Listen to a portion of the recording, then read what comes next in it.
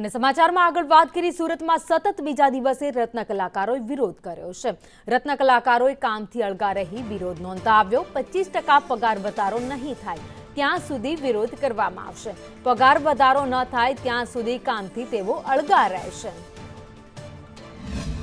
ભાવ વધારાના માંગ સાથે ગઈકાલથી જ રત્ન કલાકારો હડતાલ પર છે, ત્યારે આજે પણ કેટલાક રત્ન કલાકારો સ્વયંભૂ હડતાલ કરી રહ્યા છે અને કામથી અળગા રહ્યા છે। ત્યારે સુરતના કાપોદ્રા વિસ્તારમાં મોટા પ્રમાણમાં હીરાની ફેક્ટરીઓ આવેલી છે। અહીં જોઈ શકાય છે કે અત્યારે સ્વયંભૂ જે કારીગર છે તે અત્યારે કહી રહ્યા છે કે જ્યાં સુધી પગાર નહીં વધારવામાં આવે છે ત્યાં સુધી તેઓ હડતાલ કરશે। સ્વયંભૂ હડતાલ કરી રહ્યા છે। વારંવાર સરકાર પાસે પણ તેઓએ માંગ કરી રહી હતી, વિવિધ માંગોને લઈને રત્ન કલાકાર સહાય યોજનાની પણ માંગ કરી હતી, પરંતુ સરકાર તરફથી કોઈ જવાબ નહીં મળતા આખરે તેઓ હવે રસ્તા પર ઉતર્યા છે। ત્યારે કારીગરો સાથે વાત કરીશું। ભાઈ, કઈ રીતના ત્યારે તમે રસ્તા પર ઉતરા છો?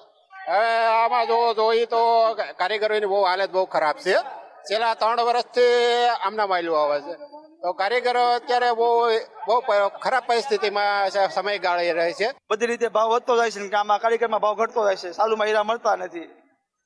ભાઈ ભાઈ, તમે બતાવો કઈ રીતના અત્યારે હડતાલમાં જોડાયા છો? સ્વયંભૂ હડતાલ છે અને આ હડતાલની અંદર પોલીસ તંત્રનો સાથ અને સહયોગ છે।